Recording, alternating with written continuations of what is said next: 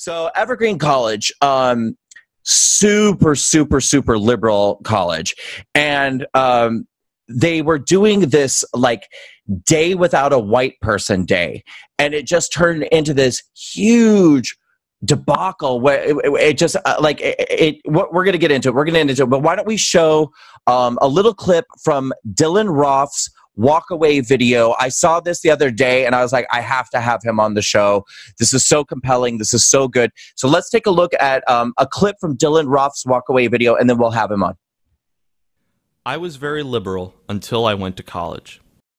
My name is Dylan Roth and I was born into the liberal left.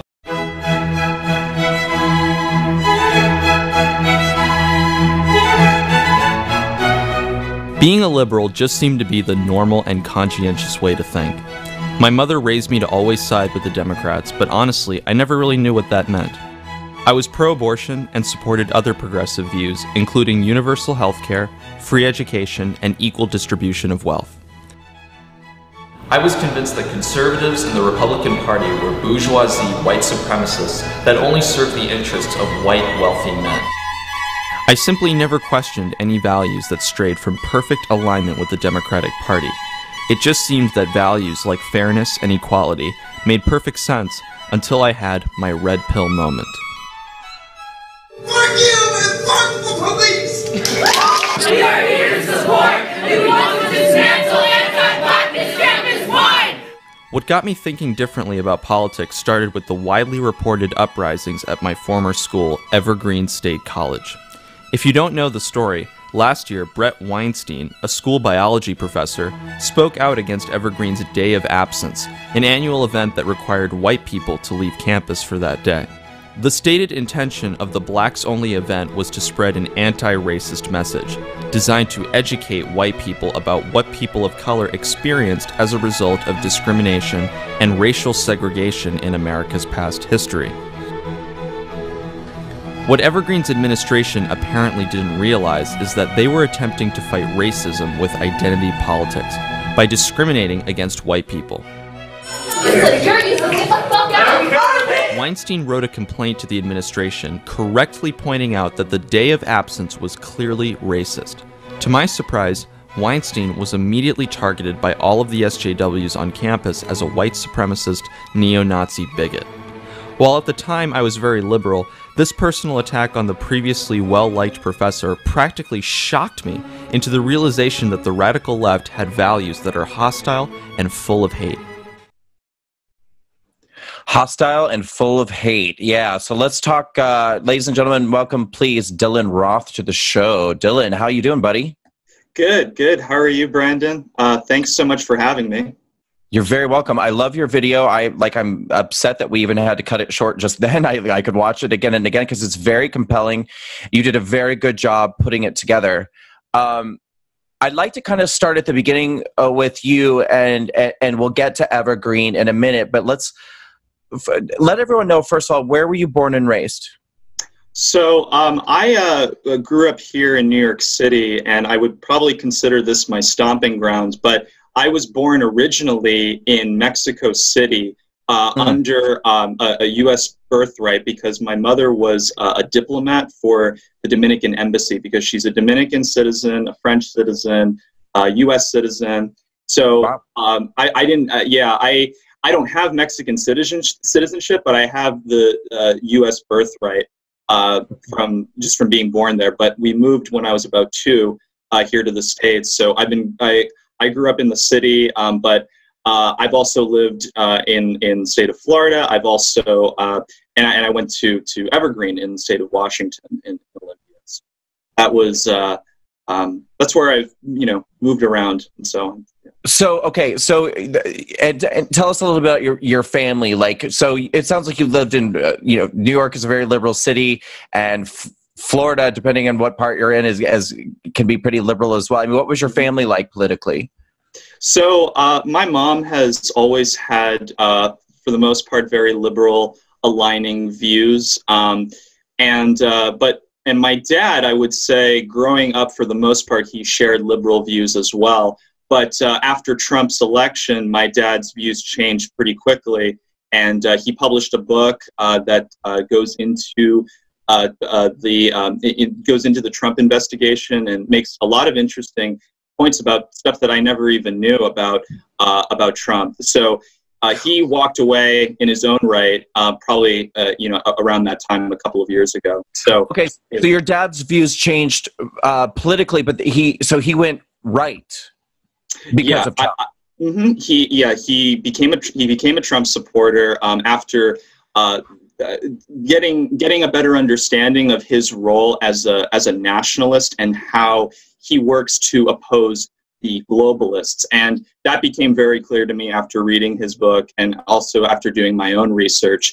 That I think it was just less than a couple of months ago or about a month ago when Trump came out and said, I'm a nationalist, and I don't to me, I don't consider Trump to be this traditional Republican. He's really a nationalist. So my dad became very passionate about the subject, and his book Deploreville is a really great read. It's pretty quick too. It's not that hard to understand, and that's his background. And I love that we were able to have such stimulating conversations about the subject. So I wouldn't say he was the person that got me into politics, but we started to have more intellectually stimulating discussions after I took a greater interest. What year did you graduate from high school? So I graduated actually as a homeschooler. I've been in public education for most of my life up until the end of 11th grade. And I decided, my dad and my mom and I decided that to do an unschooling process. And there's a term called unschooling, which refers to an independent homeschooling type of program where you get to decide whatever it is you want to learn, and your parents don't structure it for you. People from school are not going to structure it for you either. So I spent a year really engaging in my own personal studying and learning, and that's when I discovered my creative interests and what I wanted to do which was to make films. And I started my YouTube channel that year, and I've probably uploaded close to. I have a second channel, but I've uploaded close to. In total I've uploaded close to 40 videos since that. Since that year. That was, and I think that was probably 2016 that I finished that homeschooling year. So. Oh, well, okay. So with this system of schooling, how do you know when you're done? How do you know when you're ready to go to college? Well, I received a homeschooling certificate that got me into Evergreen because as long as I had the equivalent of a high school diploma, which in the state of Florida, that is, and if you're homeschooling, they call that the homeschooling certificate. And if a college requires you to get a GED, then you go for the GED, but Evergreen didn't require that. Do you have to take a test to get this certificate? I had to take my SATs, and that was about it. I studied for my, okay. Mm-hmm. Got it. I forgot about the SATs. I was like, my God, you started a YouTube channel and then you just got into college. That's like everybody's dream. That's okay. SATs. Yeah. I mean, the thing about Evergreen, they had an interesting application process where they were genuinely looking at what stuff you were doing and what interests you had, and that they considered that part of the admission process. So it wasn't just grades. And what I really respected about it and what attracted me about the school was the fact that they were fostering this independent learning system, and it was fairly easy to get in. And it seems like they wanted to bring in homeschoolers and possibly even these unschoolers as well, because it's aligned with independent thinking. So that was one of the amazing traits of the school that attracted me. But when I started to understand what the school was really about and what system they set up, even before all of these shenanigans took place, I became aware, probably with my new political interests now, that Evergreen is essentially creating a neo-Marxist type of schooling system with their sense of community and promoting these ideas of fairness and equality. And it's essentially become a barrack for socialism and the Democratic Party. And, you know, I can't say I've done enough research on this subject to make a full conclusion, but it's also possible that a lot of these uprisings could have been planned by certain key players that, you know, for it to unfold in this certain way. I'm not totally bought into the notion that that's completely spontaneous. So well, okay, so yeah, let's not get ahead of ourselves because the people watching don't yet know. Some of them may not yet know exactly what went down at Evergreen. So right. Okay, so right. it's 2016, yes, and this is the year that you went. I started going in the fall of 2016. Okay. And then yes, so that was when it was the fall of 2015. Yeah. And then I went, and then I came back. Yeah, and then I came back for the fall of 2016 and spent a couple of semesters there. So okay, so tell everybody if you can, because you started to tell the story in your video. The campus, I get the impression that they tend to engage in these different, I don't know, sort of initiatives or whatever to try to teach people lessons about, you know, yes. privilege and hierarchies and victimhood and oppression and things. And so one of these initiatives is, in the past, it had been an optional, like an opt-out day, that if you were, say, a white person or maybe a man or something like that, you know, one of these privileged people in our culture, that you were supposed to stay home. What is the point of this again? I don't exactly get it. So that black people can be the only people on campus, right. And then everybody learns what? What do we learn again? So the Day of Absence was an event that up until 2017, when George Bridges is the most recent president, that decided in 2017 to change how the Day of Absence would be observed. So up until then, it was an event that actually involved black people to stay off campus and give them a day off to. So that was how it was originally. I still don't see it as being any different in terms of identity politics. But in 2017, George Bridges said, now it's going to be white people that stay off campus for the entirety of one day. So, yeah, but wait. There's more. Now I'm pretty sure that when they had the black people opting out, it was not mandatory. That was optional. It was optional. Hence, opt out. All right, but what was different about this white people stay home day? Well, it was something that was essentially required, because if you were a white student and you showed up on campus, there would be people accusing you of being a racist.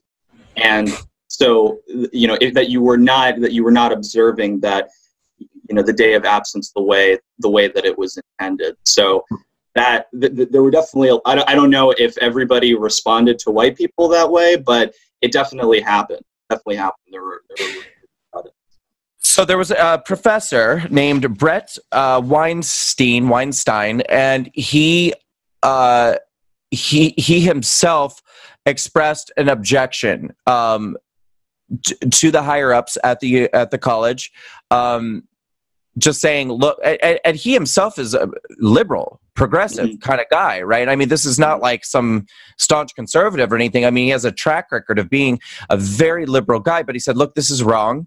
No one should be telling anyone of any race what they can or cannot do based off of their race. This is not the way that this should be handled. And all hell broke loose. Right. He wrote a complaint email when it happened, and I'm not sure how that email just got out to all of the social justice warriors on campus, but there's a video, a clip of students actually standing outside of his classroom while he was teaching a class, and he had to stop teaching to come out of the room and to talk to them, and he was basically just verbally attacked, and just people that clearly don't understand anything about, you know, what he was trying to accomplish with his email, which was just to state that this is a form of identity politics that doesn't accomplish anything. And the way that the reaction, just, you know, the F-bombs and, you know, calling him a white supremacist and a bigot and just telling him you should just get out of the school, regardless of how he was such a well-respected teacher. And now he's definitely siding with more conservative views, but he was a liberal at the time. He supported probably 90% of the stuff that people at Evergreen would support. So that was really shocking. That was really shocking to me. You know? Yeah, and I want to take a moment to sort of acknowledge that too, what you were saying about, because it's true, and people can go online, by the way. I don't remember if it's Vice or someone did like a 5-6 minute piece on Evergreen College. And if you just go on YouTube and just type in Evergreen College, whatever, it's going to come up. You're going to see it. But there was the swearing, the name calling, and frankly threats and intimidation from these students toward this professor. And then later they like locked the dean or the head of the college in a room, and they wouldn't let him out until he met their demands. And okay, so I'm like, that never would have happened when you know, back when I was that age. I mean, where is this sense of entitlement coming from that these young people have, 19, 20-year-old people, that they're screaming obscenities and calling names to their professors? I mean, that's insane to me. Yeah. Well, Evergreen is compared to other socially progressive schools and liberal schools, they definitely take it to a much more extreme level. And I've seen this extremism in just about many different facets of Evergreen lifestyles, and they get extremely defensive, and you can't have any opinion that goes against their collective ideology. Now, what I noticed quite a bit was this, like you said, the sense of entitlement that I think what this comes from, and you know, as we delve into this understanding of what it means to have a liberal education, what that I'd like to talk about what that truly means, but also that we have this really horrible system of student loans that, you know, you become dependent on the government when you apply for student loans, and it's creating this mentality that, you know, because it's going to be very difficult to pay off these loans, we automatically enter this victim mentality, because we're just not sure how we're going to pay it off because of whatever the circumstances are. And we find all kinds of excuses not to take on personal responsibility. So we'll say, oh, let's just blame the patriarchy. Let's just blame teachers and administrators. Let's blame the system as a whole, instead of focusing on what students need to do. And I think that's definitely just in general for socially progressive schools, that they need that's how the system evolved. That's how the system of creating victim mentality has evolved. So seeing that as the roots, maybe that's the core problem that we need to be addressing as well, and why these attitudes get, you know, sometimes are okay, but sometimes get very extreme and very violent. And I've seen cases like this at, you know, just from videos of protests at Berkeley and UCLA and Yale, and it's really upsetting and very very shocking. Well, listen, I if we're going to have a conversation about student loans making people violent, I'm willing to get on board with that conversation. That's if anybody who's ever, the number of phone calls I've had to make to Sally Mae where I wanted to go commit acts of violence, I get. But I'm not sure that I'm buying that exactly, because I mean, this is like really next level stuff. I mean, these kids, this is like zombies, body snatchers. These kids, I think it should be changed. They should change the name to Antifa University. That's because, I mean, these kids are like a heartbeat away from Antifa, if they're not already. I bet that school has more Antifa per capita than any other school. Many Antifa members were at the campus protests, and when you're seeing all of that happening on Red Square when it was happening live, you just get, it's just Mayday on the campus, and it just looks like the campus is overrun by this disaster. And what you really want is to see people going to their classes and enjoying and being there. And I'll just tell a little story and about something about Evergreen that I truly respected, that I had a great time being involved in, and it's a weekly community gathering that they call Common Bread. And what it encourages students to come, to bring food, and everybody shares a dinner and gets to socialize and connect. And they might have certain activities like social bonding activities that bring these students together. And I found, and there's a video that promotes it that I produced on my channel, so you can get to know what my life was a little bit like when I was attending, and how I was getting involved in some of these community activities. When you see that there are some good aspects about it, you really want those aspects to thrive, not all of this violence and hatred and hostility among all the students. What you want to see is what it really means to be a strong community, and that's what Evergreen is about. Is having a good sense of community. But and while there are many things about it that I'll disagree with, I don't think it should come to these shenanigans like this. Well, okay, so you were there when all of this was going down, and then did you make a decision to leave because of it? Yeah, when I realized it just didn't seem like a very safe place to be, is when I decided to just depart from there, and I just moved all my stuff back. Was it a tough decision to make, or was it at that point you were so fed up you were ready to?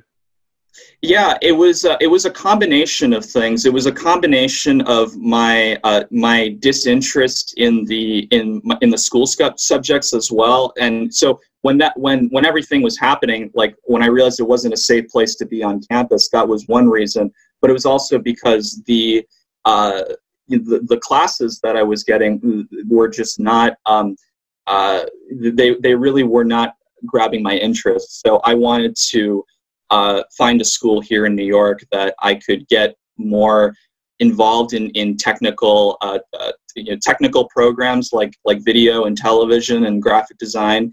And I'm having a great time here in New York learning that stuff, but Evergreen was not able to provide me with a great learning experience. So that was a huge factor in my. So it was the technical aspect. It wasn't because the classes were called like "you have a penis, that's why we hate you." Right. Well, there definitely weren't any gender studies or lesbian dance theory or anything like that. But it was a lot of just a lot of classes with what you would call socially progressive values. They had a huge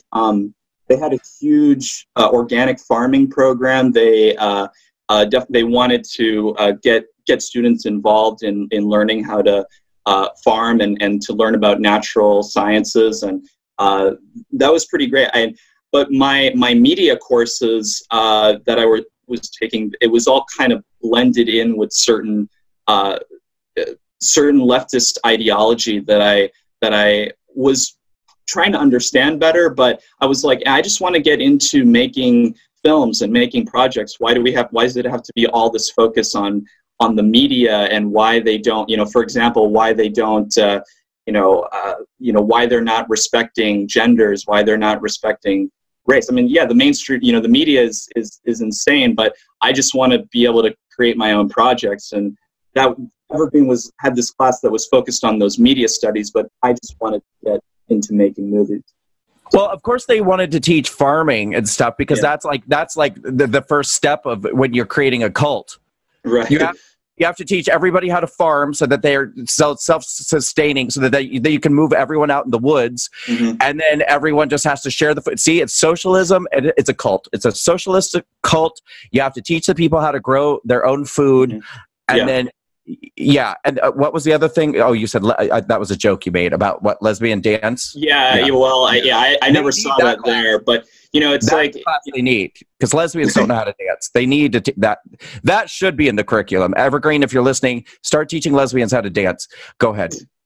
So, right, and you know, as far as this this type of socialist attitude that was being developed at Evergreen, what I noticed was that it was just all about collective, and that it almost seemed like you couldn't really live your life there if you didn't have some part in the community, because you lived so close to everybody, and then it was all about like doing things together. And I don't see that as a bad thing, but I felt very marginalized when I had so many, so many viewpoints and many different approaches to life that were considered unusual, that were probably considered unusual. And Evergreen might have a lot of unconventional people, but I was probably more unconventional than those unconventional students. So I couldn't really take a huge part in their community, and it wasn't something that that I just didn't do very well. I was just trying to focus on my classes, and I liked going to the woods. I loved the nature there. That was the most exciting part of it. But there's a lot of insidious aspects. All right, so now you've it's fair to say you've walked away from liberalism. You're no longer a Democrat. Yeah, I definitely wouldn't say that I'm I could call myself like a full-on conservative or a Republican. I'm definitely not a Republican. But currently, I just like to observe everything that's going on from a human nature perspective, and to see that a lot of what's happening has to do with psychology and human nature. And Jordan Peterson definitely gave me some great insights into that field. So I'm definitely, and Jordan Peterson wouldn't exactly consider himself right wing. So I don't consider myself left wing or right wing anymore. I just like to watch the show. All right. So you said I'm definitely not a Republican, and you said it like you were going to like throw up in your mouth when you said it. So what are Republicans doing wrong? What are you so mad at Republicans for? Well, I'm not exactly mad at Republicans, but what I'm noticing is that there is corruption on both sides, and I voted Republican in the election only because that's the only way that I would that's the only way that I would vote, because for me a libertarian vote or any kind of Green Party vote doesn't count, and of course I'm not going to vote Democrat. So yeah, you guys listen. I'm sorry, you guys stop voting for Jill Stein. Like you got stop it. Yeah. You people who are it's so stupid. Stop it. Who was the other one? Jill Stein. Who was the guy? James. Gary Johnson. They were. Stop it, you guys, when you're doing this. Yeah, I mean, here in New York, Larry Sharp, the recent libertarian that ran. I mean, he was talking about how he was going to remove the state income tax and make it so that kids only have to go to school from K to 10. So you get rid of 11 and 12. But I tend to find these libertarian policies very entertaining, but they don't have any play. They're not going to affect the race at all. So back to what I was saying, that I just feel that our two-party system has been doing a lot more harm to this country than any good, and I'm hoping that in the future Trump and other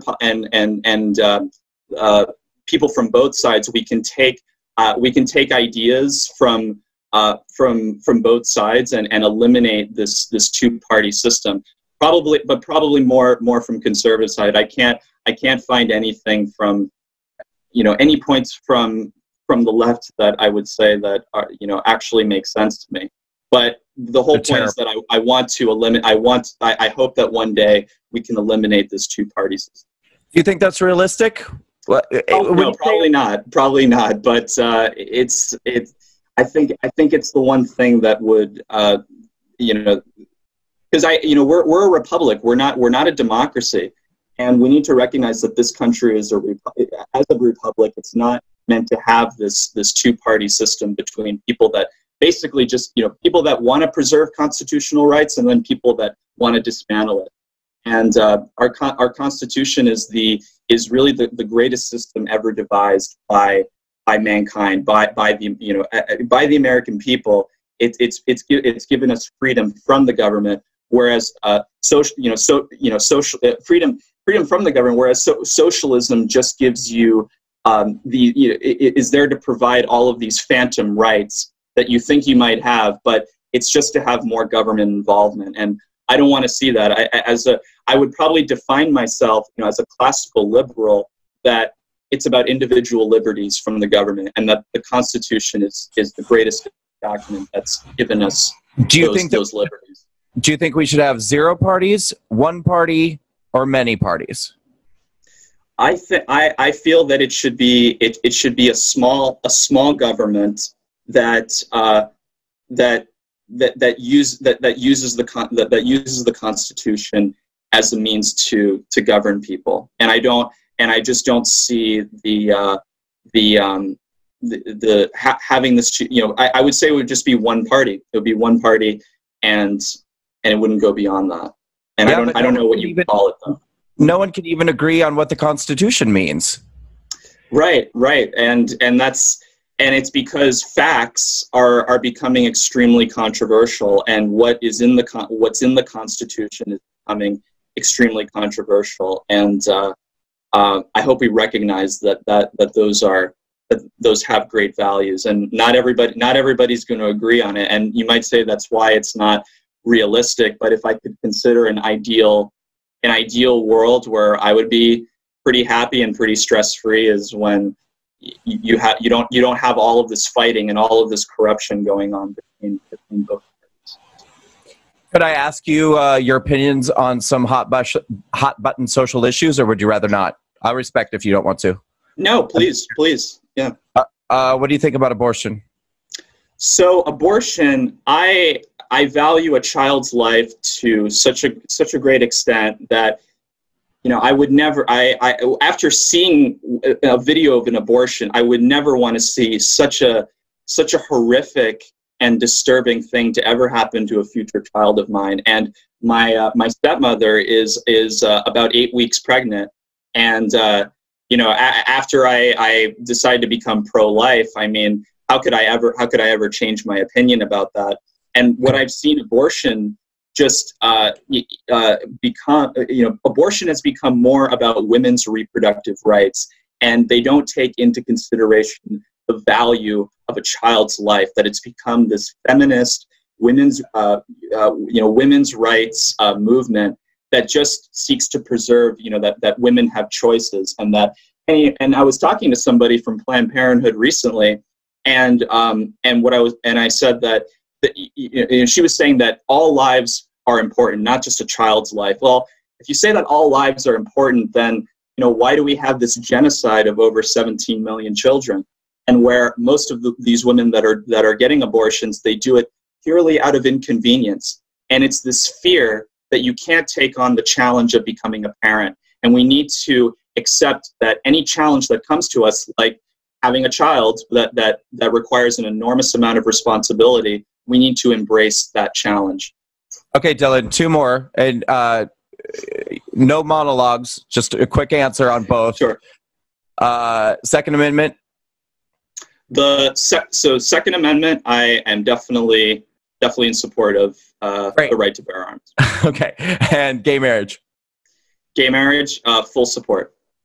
Okay, just curious. Yeah.